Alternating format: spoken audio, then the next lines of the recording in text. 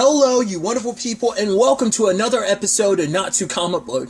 This being a show where we talk about TV shows that are adaptations of comic books. For today's episode, I'm going to talk about Season 1, Episode 8 of The Sandman. A lot of really interesting things went down in this episode, so let's break it down. I think everyone can honestly say it's like a lot of comic book stuff lately has kind of leaned into that abuse. It's very like heartbreaking. I mean, it's like, geez, you got Moon Knight, and then you have The Boys, this past season of The Boys, and now this. It's just like, oh god, it just like makes you go like, man, people are terrible, the world is just a terrible place. It just kind of makes you go like, man, just three, I mean, and it wasn't like it was been back-to-back section, but it's like all relative, I mean, in the same year, and it's just like, that's just kind of like the ugliness of humanity, and you're just kind of like, oh, that sucks. I mean, especially like, because the one thing you couldn't understand at first was like, well, what is Galt getting? Like, did she go after Jed because he is brother to a dream vortex, or was it completely unrelated? Did Rose being a dream vortex attract her, but she found someone else that, you know, maybe it's just like, right, she just happened to bring her into her vortex, and just, oh, like anyone in her life is, well, to be fair, also Galt's the one that cut him off from the realm of the dreams. So I mean, it was her like hiding place, but she had her own reasons for doing it too.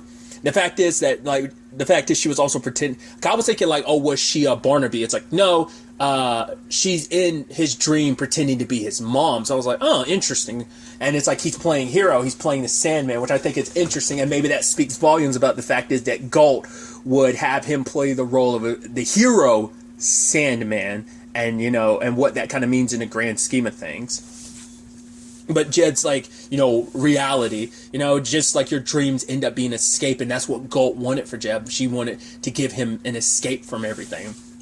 And let's kind of really dive into that. And especially it's actually like, it's a tragic situation because all the abuse he was dealing with. Obviously, Clarice was like Barnaby was the abuser, and it is kind of that sad situation of, yeah, you're taking in kids just for the foster check. It's like, yeah, you're getting paid $800 a month. It's like, Clarice is like, you don't even want him, so we could give him back. And he's like, no, I'm not going to give up $800 a month. And Clarice is just, she's scared too. She's a battered wife, I think, type of situation. Just because we don't see him abuse her doesn't mean like he doesn't, because she's just as terrified as Jed is. And it's like, they're in this together, but they're both like too scared to, like, you know, fully help. And she tries her best to, like, oh, try and do something. It's like she wants to let him out of the basement. It's like, no, he'll never learn if he does. So it's like, cool, you're not like a nightmare or anything, you're just a garbage human being. That's what that was. So it's like, and I guess calling you a nightmare would be an insult to actual nightmares,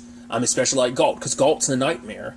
But she didn't want to be. She's a nightmare that wanted to be a dream. She wanted to inspire and not create fear. And I love that conversation with Dream being like, yeah, but we all, that's lovely, but all of us have roles we have to play. Even I can't break away from what I am, you know? And for her, it's just like, you rule kind of this kingdom in fear. Like, you think people love you? Like, if it was about love, if no one's wanted to be something different than what they are in the roles that we've all been created and cast in, then why did so many people leave when you disappeared? But Lucien's like, yeah, but they came back. He's like, yeah, but none of them came back out of love. It was simply out of fear. But she's like, I am not afraid. Which I was wondering who, like, I kept being like, the actress who plays Galt, I'm like, she looks so familiar. It's the actress who played, was it Jaina Zod in the Krypton show? Some interesting, you know, DC connection there on that front as well.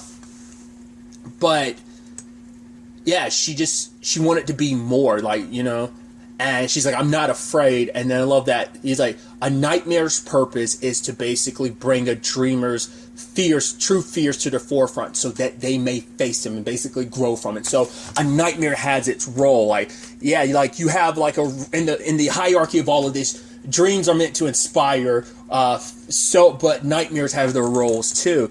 But for her, it's like, but even nightmares can dream, my lord. Just like everyone in hell can dream of heaven, you know, and for you to kind of take that away from them, you know. And he looks at Lucien, because he was like, right, he banished her for like, well, he's like, if I'm going to keep you in the darkness for 1,000 years, and we'll see how, what your true fears are, what fears that darkness will present of yours. But Lucien didn't agree with it, because she thought like, right, everyone's allowed to change. She's like, Lucien's like, I was one thing before, and then you made me the librarian. So people, like, because he's so stuck in believing that no one can change. I mean, even because he hasn't handled change well, because when he had, when he heard, what Hobb had to say about, like, us being friends, he didn't like that. Because anything contrary to what he kind of believes about himself, he doesn't want to allow himself to kind of believe certain aspects about it, because I think it makes him seem lesser than what he is to some extent. Because you are this entity, you are one of the endless. So your role is cast on such a high scale that you're like, right, getting so caught up in this, I'm supposed to be above this, I am above this. So that's why I think it irritates him so much when it's like, oh, you're lonely and you want a friend, or, kind of, I think because he's also been going through his own existential crises recently. So I think all that kind of jumble with everything else. It's like, right, his position, especially with the conversation with his sister, where it's like their purpose is their function. And I think for him, he's kind of doubling down on it, but he's kind of continuing things as they've always been. Things change. Things have to change. You're allowing people to change, but maybe his argument is like, right, everyone is who they're always meant to be. There is no change. Or maybe he's just speaking about them specifically, that they can't change. And obviously for Dream, it's like, hey, Lucien, I get it. When I was gone, you had to make a lot of decisions. You kind of had to step up. But I am back now. Now return to your role in the library. It's like, right, we were all casting our roles, but because even Lucien's like, you will change. Maybe even you can change, my lord, maybe one day. And that was a point that the Corinthian was trying to get across to Lucien in episode 2. Like, right, you want to change him, you can't. You want to save him. Because I guess Lucien sees him losing himself in this power, in this position, and the type of, like, the way this place can be ruled better. Because, once again, even, like, Pumpkinhead said it last episode. Don't know if that's actually his name or not, but we're just going to label him Pumpkinhead, saying, right, we know that you're the one who really, like, runs this place, She's the one that's, like, on the, who knows, like, he's the overseer of the grander picture, but she's the one that takes care of the minute details, essentially. It's kind of Lucien's role, so. But going back to what I was saying earlier, kind of tying this with the Galt stuff, I think that's why she cast him in the role of Sandman, because in her eyes, her lord, she kind of sees him as a villain. She wanted to see a more just and heroic version of her lord, like in the form of this. I mean, she wanted to make him a hero, but the fact that she would make him the Sandman, because I think for her, Jeb would make a better Sandman, like that childlike wonder, that wanting to be a hero, wanting to make change, in contrast with our actual lord, who is very stuck in his ways, too stubborn to change, or at the very least too stubborn to admit and allow himself to change. I think that I keep saying, sorry, I'm stammering. I think that speaks volumes that, once again, she made him the Sandman, and even him being like, you're the Sandman, when he meets Jeb later. But regardless, Rose is handing out all these pamphlets, and everyone in the house is helping out. She's looking for her brother, and you had Lyta go and visit the foster care lady, and she's not the villain she is sadly a person just doing her job. She's just legally bound with what she's able to do, and she does try to help, because Lyta was like, hey, can you do like a wellness check? And she's like, I can, but I guess like, it's like, and she's like, I understand you're doing what you can do. She's like, I just wanted to apologize for yesterday. That's all it is. Because it's like, right, Rose, what she said all yesterday wasn't you. We understand you're just doing your job. It's just like, obviously you're catching someone in the middle of grief. So, which we learned a little bit more about Rose's situation. She hasn't seen her brother in 7 years because their dad, when he got custody, he basically cut off all contact with her mom and her, and ended up like keeping them so isolated. We never, like, you can only assume their dad's dead. That's why Jeff ended up in foster care in the first place. But that is interesting. So it sounds like her dad wasn't a good person. He was a cheater, and it kind of seemed like potentially an angry person. But it's like,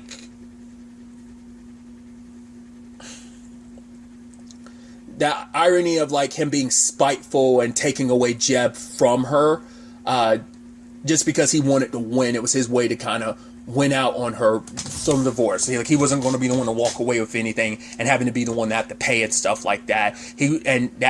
Now it's like he ended up dying, kind of. It was almost like a final I doubt he did it intentionally, but just a final middle finger from him. And now she's going too, and she never got to see her son again. Never got to hear from him, and now just I'm curious. Because he definitely Jeb ended up in the foster system probably definitely before her mom died, because they were fighting for it. So it's like, her husband died before her, and that seemed like that would be the opportunity to get him back. But no. Why? I guess he pulled all the strings he needed to, because he cut them so much out of Jeb's life that when they put him in foster care, there was no way to reach out to her just because of it's sad that situation played out the way it is. And once again, her mom died, never even getting her back, And I guess maybe that's on some level why Galt first and foremost presented herself the way she did, because she knows, I am a nightmare. If Jeb saw me for what I really was, I'd scare him. Took on the form of the person that could calm him down, that he hasn't seen in so long, that sadly he'd never get a chance to see her again. And obviously Rose made sure not to be like, hey, mom's not here, but I am. But it's like, I don't want to drop that bomb on him that his mom's gone, so. But anyway, Rose did spend some time getting to learn a little bit more about how. The fact is, he wanted to go to New York and be on Broadway, and then eventually came out here to be in television and movies. But it's kind of like, right, you need to be in television and movie to just kind of be in Broadway, kind of from his perspective. It's that sad thing. It's kind of like Kevin from Riverdale, just like the Broadway dream didn't work out. And so after his grandmother died, she left him the house, and so he's been staying here the entire time. But he makes it clear later on, because at first, Rose is like, I might want to stay here and just kind of live, staying with you guys isn't too bad. But Hal says, but if Broadway came a knocking tomorrow, I'd leave this all behind and I forget everyone here. I love them, but this wasn't my dream. It's like, go to grad school, write a novel about me while I'm still cute enough to play myself in the adaptation. I was like, I love that. It's so cute, And also, him kind of hitting it off with the Corinthian, I was like, oh, please don't go down that route. Carl lucked out last episode. Please don't end up a victim, Hal. We also found out what he does, too, with the eyes. Apparently, they were wondering, what he does. And the Collectors last episode were which I think I got a glimpse of the next episode. It's called Collectors, so they're going to come back into the fold next episode, I'm sure. But he is like, oh, so what does he do with the eyes? He eats them. Big question is, I can only assume for the sake of, not even irony, but just how the symmetry of it all, it has to be the mouths where his eye sockets are. They have to be that have to be where he eats the eyes. It has to be, right? I skipped over it, but Rose, obviously picking up at the end of the episode, she walked into Morpheus's domain, and she's only able to do that because she's a dream vortex. Basically, they're dream walkers. You can walk into other people's dreams, and somehow it led you to me specifically. Everyone comes here when they're dreaming, but to specifically step in my throne room, it's like, no, that's something only she can do. And so, at first I was worried that, and it still might be the end result, that he was just using Rose as a means of finding Galt because he knew Galt was related to her brother. It seems like he was legitimately helping her because he is curious, because there's a lot he still doesn't know about the dream vortexes. And he got into this interesting conversation with Lucien about some interesting things. One, obviously, we find out that we knew about Unity being the one who survived the sleeping sickness. We didn't know the interesting information is that Unity's the only one who survived the sleeping sickness. That's kind of heartbreaking to know literally everyone else that got cast in that died. She's the only survivor. So for her great-granddaughter to end up being a dream vortex is interesting, because Dream says they're natural phenomenon, but it seems like this was a dream vortex that was born out of the circumstances of him being gone. So it's like there was a cause and effect to being a dream vortex being brought into his world, but they're not supposed to be there's not supposed to be rhyme or reason for the creation. They just are. So it almost seems like it was manipulated to be this, because we know that Desire was behind all of this. Well, Desire and Despair. So this might have been orchestrated to play out this way, that eventually his undoing, it might take a while, but his undoing would be born again, born into this world. They probably were thinking maybe they keep him locked away long enough to do what they need to, wait for his ultimate demise to come about if need be. Maybe it was always a contingency plan if he ever got out, because they figured he might eventually. But then maybe they needed her to be, their dream vortex to be exist in this world, because they pop up like once every like 1,000 years, or maybe even a few thousand years, I think is how Dream put it. So it is interesting, and once again, there are no coincidences in this thing. She was kind of crap, you know. I also kind of get into that Lucifer lane of things. Once again, I'm going to compare and contrast, because yes, they're two very different shows, but they have that same vein and that energy about them. Once again, it makes sense. It's kind of, these are ceremoniously connected, you know. But you know, there's the whole Chloe thing, what she was kind of created for and everything. She was kind of like a miracle that God kind of orchestrated. So you know, it seems like Rose might serve that same purpose, that same, you know, function of some sorts. But yeah, she kind of dream walks through different people's dreams. Hal's was kind of wild. Him pulling off his drag face, then his, you know, everyday face. And it's like, oh, come help mama with her face or something like that. I was like, that's creepy as hell. And I guess it's like Hal caught between, you know, maybe it's just a nightmare about like, right, struggling with his identity of who he wants to be, like who he is at Dolly's versus who he is just like any other time, like embracing which side of you is probably the more real you, maybe. I don't know. Which side do you want to embrace more, I guess. Because probably like Dolly's is probably more so just kind of him, maybe him and himself. Maybe he's just like, that's the version of himself that's holding on to his dream. And maybe the version, or maybe him at Dolly's is supposed to be like, hey, this is me living my dream and I want to be on Broadway. And maybe him and it's just his like dollied up face ends up being the version of himself that's stuck in Florida, not being able to live his dream. Or maybe it's vice versa. I don't know. Dreams could always be weird interpretations for stuff. Was it Zelda, and what was the other one's name? She was because Zelda's the one that was like dreaming as herself as a little girl when she was about Rose's age. The other one was like doing this thing about reading about sentences or something. You're like, wait, what? Then like there's the Ken and Barbie situation, which Ken had his dream. Barbie's was about this adventure, like she kind of created like this fantasy adventure of her own, and it's like, oh, that's interesting. She ended up walking in Lyta, because Lyta's circumstances, which once again just interesting, because the actress who played Galt was in Krypton, right? Well, that character Jaina Zod had a daughter named Lyta, so just interesting parallel, just interesting situation. But regardless, Lyta is seeing her husband Hector, but it's like, right, he's like, I'm not just a dream, because he's like, I actually remember like going to work and doing stuff even when you wake up, like I don't go away. And so he's like, yeah, I built our house together. He's just, I'm asking you to stay. But she's like, right, this will all disappear the moment I wake up. And exactly it does. But he's saying like next time, well, Rose kind of walked in on them having sex. So it was kind of bouncing between different people's dreams, which I also think is kind of an interesting thing, because they didn't lean into it too much, but it's there in the background, because you see they do kind of focus on it a tiny bit when she's looking at the missing person. Well, she's trying to find her brother, the posters. She couldn't read the words on them. They were scrambled, because the whole thing is like, that's supposed to be the thing of, that's how you know you're in a dream. You're not supposed to be able to read. But eventually, as her path got clearer, she was able to like make out the message. It even saw her brother's little message of "please help," the one he had slipped to that lady. But you know, Barnaby found it first and foremost, and before Barnaby could hurt him after he woke up screaming for Rose after waking up, the Corinthian came in, killed both Barnaby and Clarice, and took off with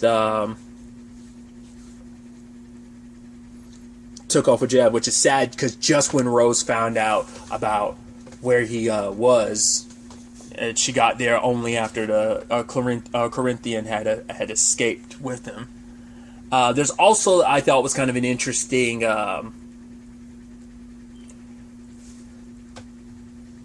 development, is that Lyta wakes up and she checks her chest, because her stomach, and it's like, So was the dream supposed to be representative of the fact is that unbeknownst to her, she's actually pregnant with Hector's baby. She's been pregnant this entire time and she just never knew, and maybe the dream is always kind of a way of, because of this way she has a piece of her husband with, like, yeah, the dream isn't complete, doesn't necessarily get to live in the house, but, or is that supposed to be representative of a larger issue where dreams are starting to bleed over into reality? Maybe that's what that's about, but I'm assuming it's just supposed to be representative of, like, no, you've been pregnant the entire time and you just never noticed it until now, and now it's clearer after the dream, and just, oh, the beauty of just how that all worked out. Maybe that's what that is. I'm curious I'm assuming it's the former of, like, yeah, she was pregnant and she just didn't know it, but I'm leaving space in my head to think maybe it's just dreams bleeding over into reality, but it's definitely going to be interesting to see where the next episode takes us going forward with all of this. But really, that's all I want to talk about. So the next time we meet, be happy, be safe, live life to the fullest, and enjoy it. Good day, and goodbye.